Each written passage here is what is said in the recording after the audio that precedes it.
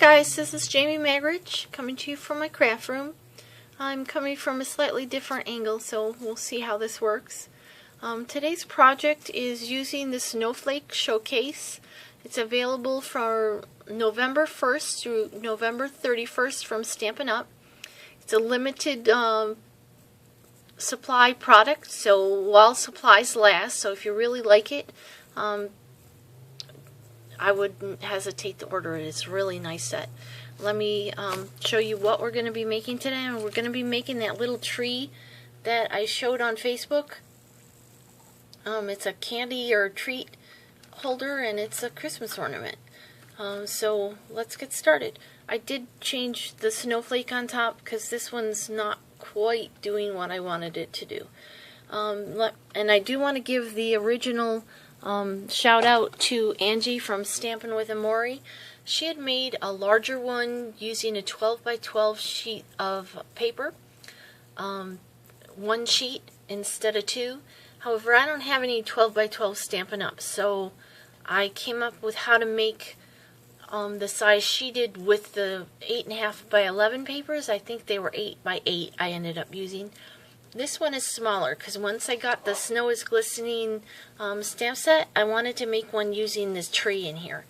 So this is using 6.5 by 6.5. And let me flip down. I apologize. I'll try to do it as smoothly as possible. I think you can see the whole table. Okay, let me show you what we're going to be needing. So this is the stamp set. It says Snow is Glistening. I'm going to be using this little snowflake and the tree from this stamp set.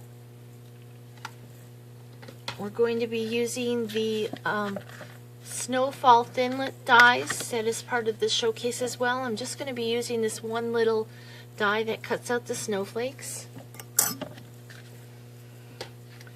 We're going to be using a piece of vellum or a really thin typing type paper. We're going to be using the Stamparatus, and this is going to help me to line up the stamp.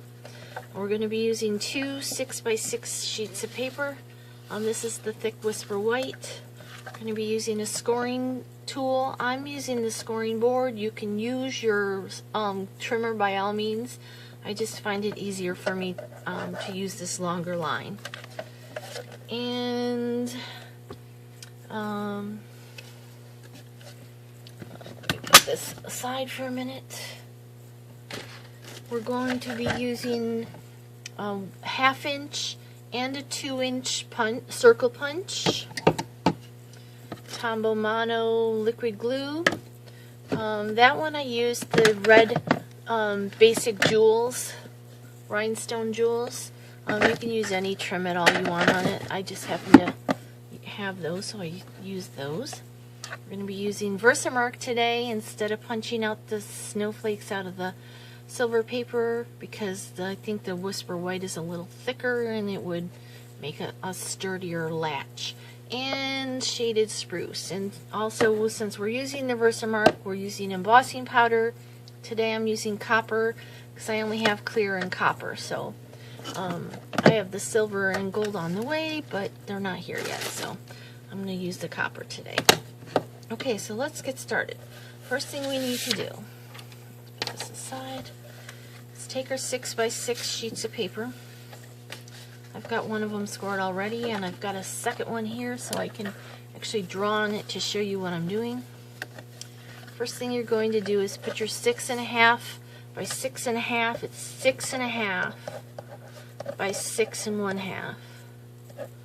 Okay, and we're going to score it at 2.5 inches,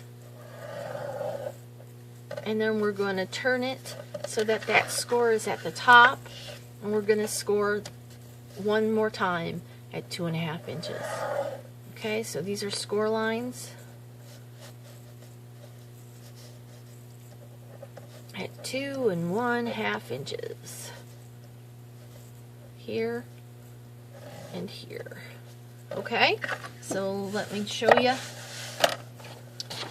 going to use the tool that comes with my scoring board, and I like the smaller tip 2.5 inches, score it. Now the score is here, so we're going to turn it so that score is closer to the top. Make sure it's in the corner, and score again at 2.5 inches. Okay, now we're going to take, and I already did it on this one. You'll notice there's 4 squares on the, or 4 spaces. There's 2 rectangles that are 2.5 by 4. At the top, the outside edge, at the top, at the 2.5 inch side, we're going to find the center, and that is 1.25 inches. And we're just going to make a little tick mark. And I find it easier to actually flip the paper over, so I'm going to make a tick mark at 1.25 inches, and we're going to do that on all 4 of those rectangles at 1.25 inches. On this one I have already done it, so let me show you with a pen. So we're going to take that and we're going to make a tick mark. You can do it with a pencil or pen if you'd like, that's fine too. Oops, wrong space. Ignore that, that's the bottom of our box. At this space, this rectangle here, that's 2.5 inches, it's 2 1/2 by 4.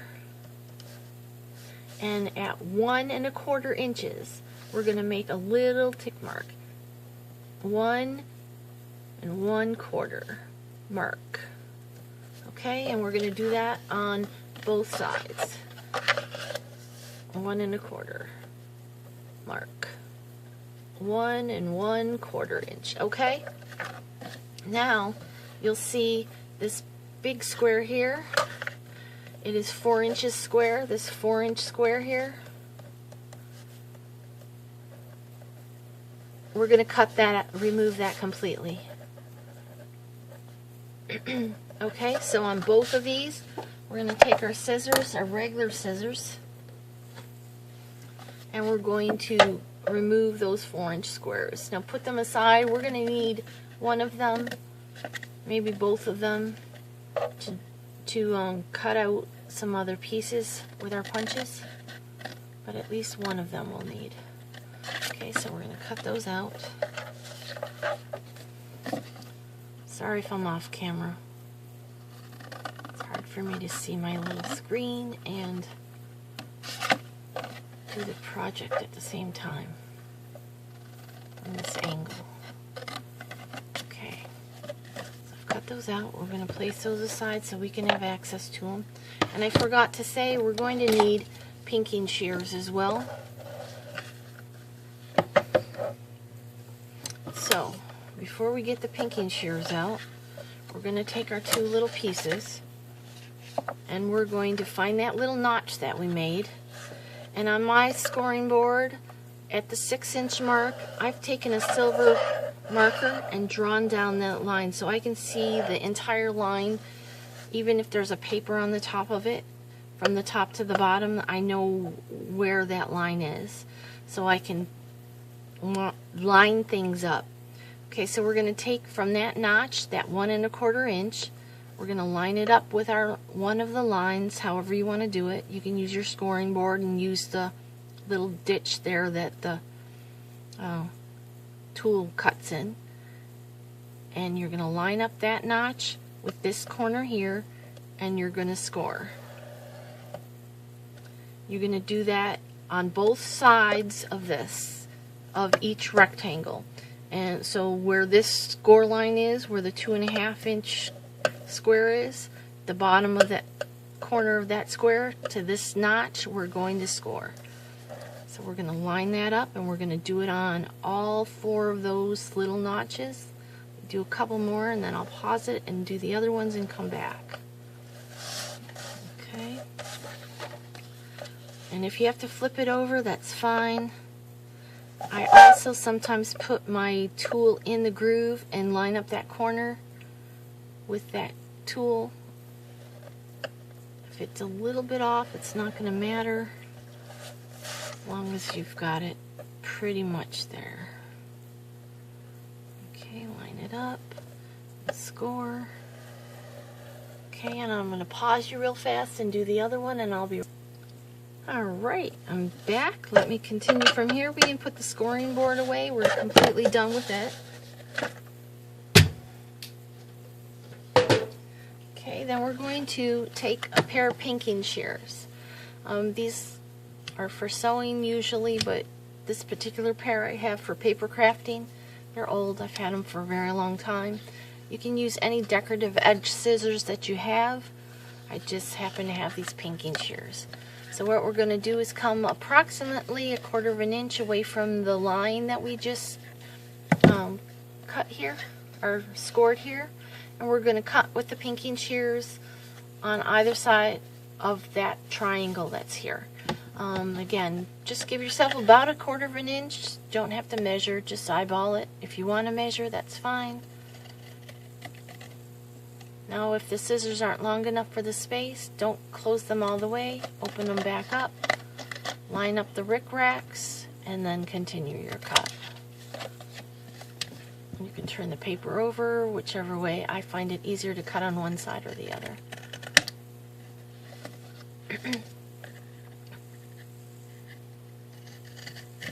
And again, there's no science to this, so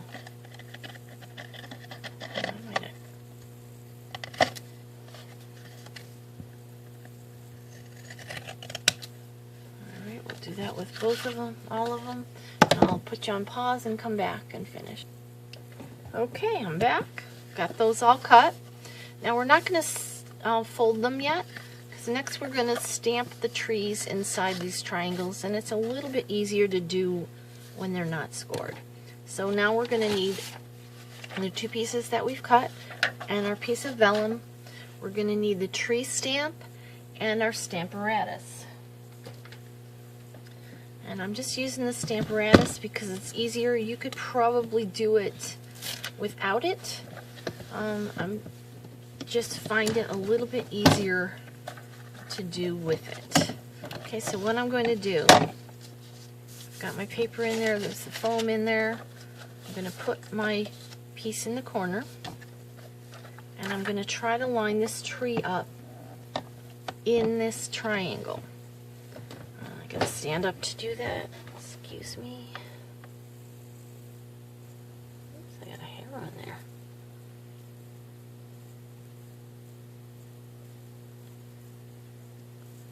Best you can, line it up within that triangle. If it's not perfect, that's alright. That's why we're using this. Okay, we're going to pick it up with our lid. Okay, we're going to put the typing paper in there, or the vellum, and we're going to take our ink pad, shaded spruce, and we're going to ink it.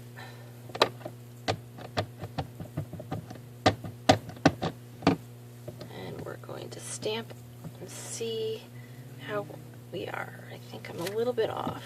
That's why I have the, see, I'm not quite, I don't know if you can see it or not. I'm a little offset. It needs to be more like this. That's why I used the vellum, so I can tell that it needs to be closer to the corner. Okay, so let me, where did I put my chamois? I don't know.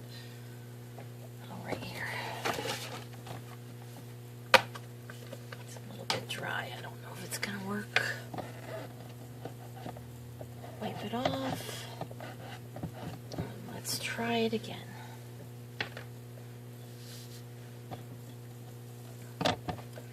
A little bit closer. Closer to that line. Should be a little bit, it should be centered now. That looks pretty good. Okay. I probably should have had the vellum on there still so I didn't leave ink prints. But I'm going to just go ahead and stamp. I think it should be fine. Well, that's why I use the vellum, so I can tell if I'm where I want to be.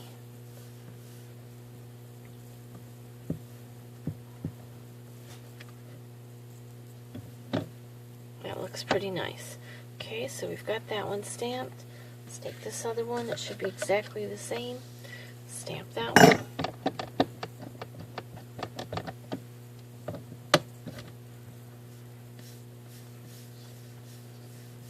Now you'd think we should be able, oh, that's a good reason to be using the Stamparatus. It didn't stamp in that spot.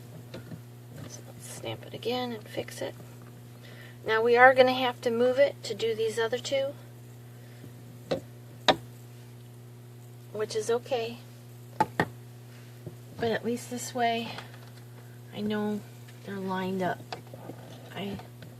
And I have a chance to stamp it a second time, which I don't have if I'm doing it manually on a block. I have a tendency to not get good impressions. I think I'm too impatient. Okay. Now I'm going to put this vellum on there.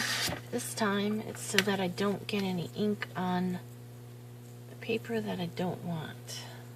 And again, I'm going to stand up so I can see.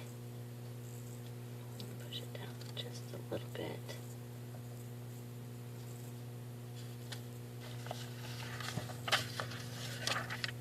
Make sure it's in the corner.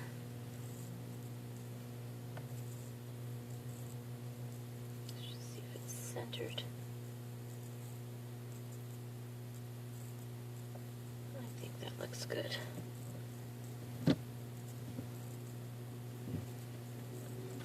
Pick it up. Okay, let's try it on the vellum and see. I think it'll be fine, but it won't get all inky.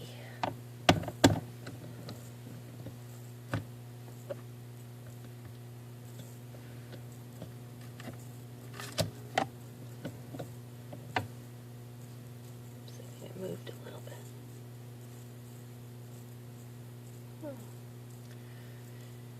Well, I'm going to go with it. It's a little bit off, but I'm going to go with it.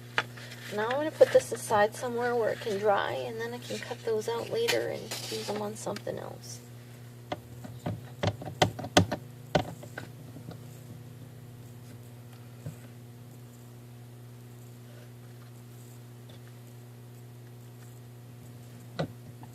Oh, that's pretty good. The other one. If you were doing a production line where you were doing many of these, then you could just do all of one side and then do all of the other side. That would make it, the Stamparatus, nice and useful. I think that's good. Ooh, what happened there? Didn't stamp any of this part. There we go, much better. Okay, we're done with the green ink. Put it away. Get out my tool. Clean this off. I'm going to actually put this stamp away because I don't want to get ink all over me. And while we have this tool out, we're going to go ahead and do the stars for the top. And let's let these dry a tiny little bit. Okay, so let me show you what I've done. I've already taken a scrap piece of the thick Whisper white paper, and I've die cut the snowflake out of the center of it. The reason for that is I also die cut a whole bunch of the little snowflakes out, and this way I can line up the stamp in the, and then with my magnet, they've put themselves together back here. That's not good.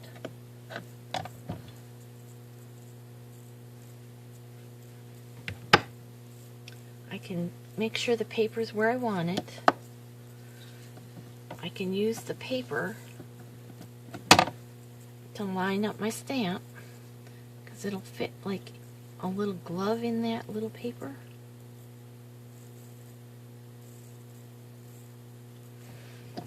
Then you pick up the stamp and you can put your little die cut right in that paper and stamp it.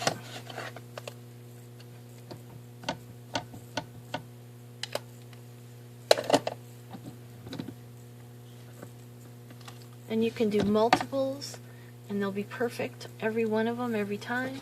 Let me pick this up with the tweezers. Okay, put the Stamparatus away. We're done with it.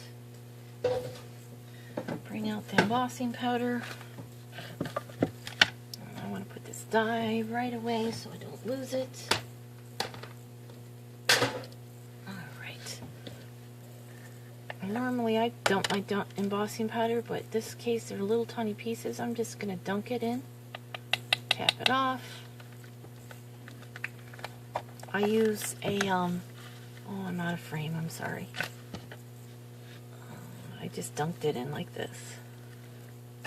And then tapped it off. Okay, and this is the copper embossing powder. I use a coffee filter, so then anything that comes out I can funnel back in, shake it off, use it again and again, or throw it away and get a new one so that you don't contaminate, you know, so you have one for each color.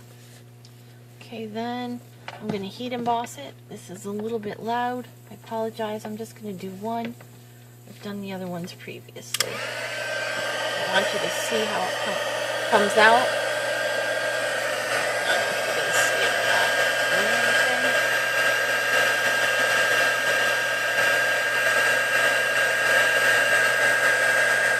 There it goes.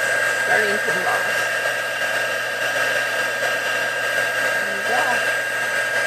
That's it. Okay, turn this away.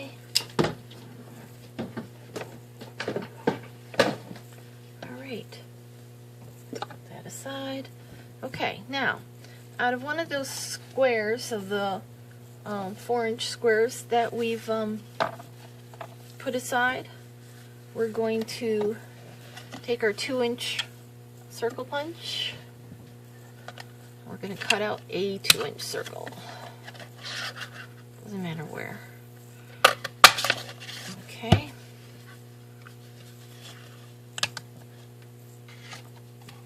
Put that away. Oops, wrong way. Then with our 1.5-inch circle punch, on the remaining pieces, we're going to cut out about 12 little punches. You can cut out as many, or you can cut out more if you'd wish. I've already got a bunch cut out, but I just wanted to show you. Okay, so I'm done with that. And then we're going to take our Tombow Mono. We're going to take these little circle punches we did. We're going to put a little bit of glue, not a lot, just a little. We're going to stack these up. You can go as many high as you want, 10 or 12, 14, 15, doesn't matter. However tall you want your stem to be. And you're just going to continue glue, add a little bit of glue, add another circle. Excuse me. Sorry about that. Okay. I've already done a bunch of them. I'm just going to add this little bunch that I just glued together on top of it. I think this is about 14. Because I think this was 10. But you can make them as tall as you want. This is going to be the trunk of our tree.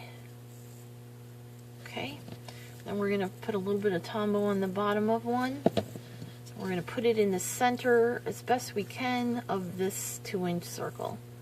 It doesn't have to be exactly in the center. It's just for looks. It doesn't have any purpose other than looking like you have a trunk on your tree. Okay, and we're going to set that aside and let it dry a little bit. Okay. Now, we're going to take our trees. We're going to fold on all of our fold lines. Now, you want the stamp part to be out. So we're going to fold with the mountain fold at the trees. And we've got our score tool here. We're going to score our crease those or burnish those folds so that they're nice and crisp. But we want these little edges to come outside because they're like the decoration of the box. So we're going to score those coming out.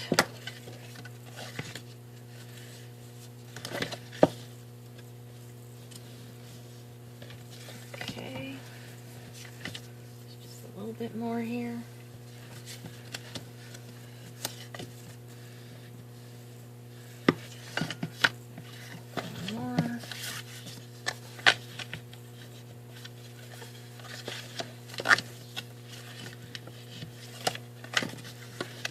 Oops, almost did those the wrong way.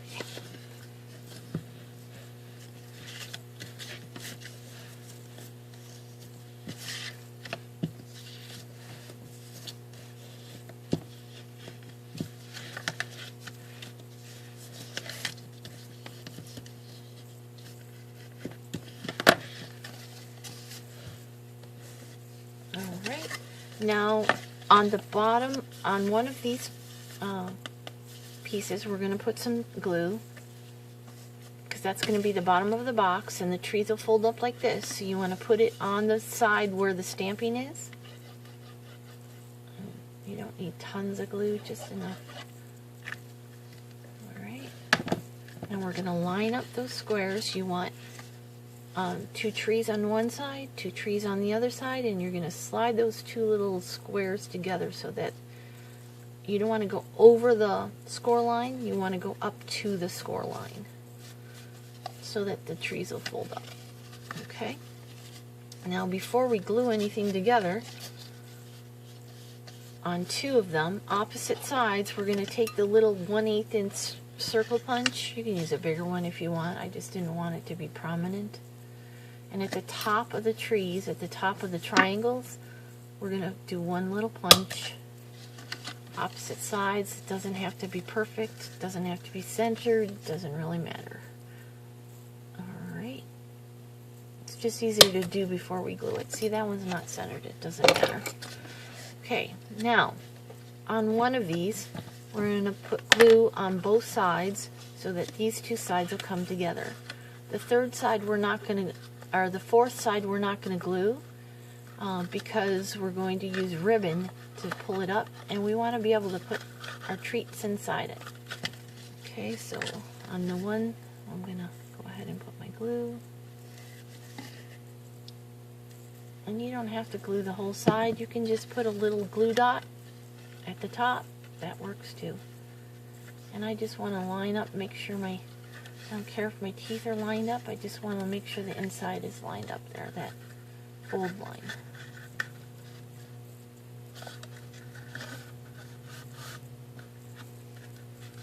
Okay, now we're going to take our 14-inch piece of ribbon, and I'm using a little tiny crochet hook.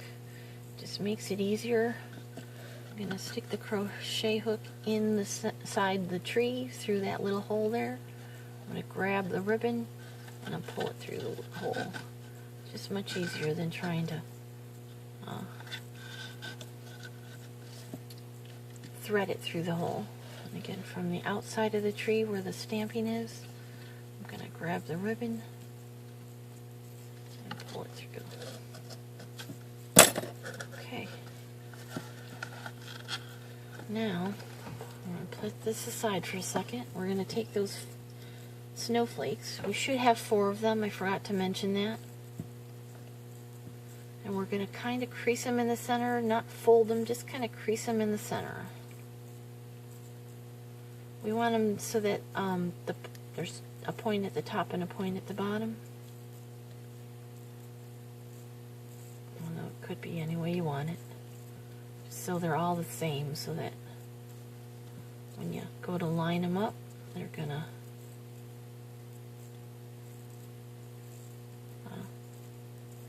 line up. Okay, so we're going to then put a little bit of Tombow glue. You don't want it too close to the fold line, because what we're doing is we're going to thread the ribbon through it. We want to be able to pull it up and down on the tree, because that's how we open the box. See? Okay, so we're going to put a little bit of glue on one edge. We're going to line up the next snowflake. Make sure that center's open a little bit. Then on the next snowflake, we're going to put a little bit of glue. You can use glue dots for this too. I just find the wet glue easier. I don't know why. Glue that there. Now you could just do 3 if you wanted. I wanted a snowflake to show at each side, so I'm going to do 1 more. Get the glue there. That's the only problem with the wet glue is it takes a minute to dry. Okay, then we're going to put the ribbon inside before we glue the last one. So we have a slot there. It's just easier to open the slot up. Set the ribbon inside the slot. And then add the glue to one side.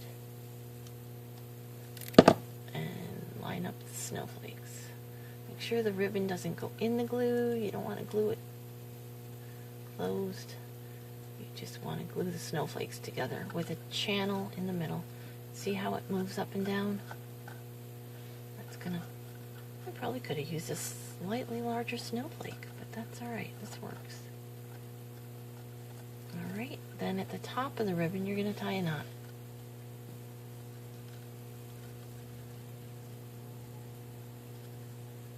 Just an overhand knot. Okay.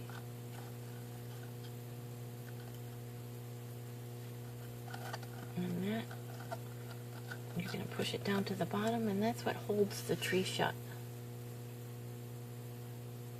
Okay, so right now we're going to open it up. And let's not put the treats in yet. We got to put the bottom on, I forgot. Okay, we'll bring the bottom back in. I'm going to put a little bit of glue on that stump part that we made. You don't need a lot. And you're just going to center that in the center of this bottom. That makes the stand for the tree. There you go, we got a little stand. See? This makes a little stand. Okay, then you can decorate it any way you like. I just added the little basic jewels on this one. But you could cut out snowflakes and add snowflakes. You could, before you assemble it, heat emboss it. There's all kinds of options. Now let's just add some treats inside. Where's my opening? This one opens, okay. And I just have some peppermints. They're all individually wrapped ones. Holds quite a bit. I have chocolates. I'm going to do some with chocolates.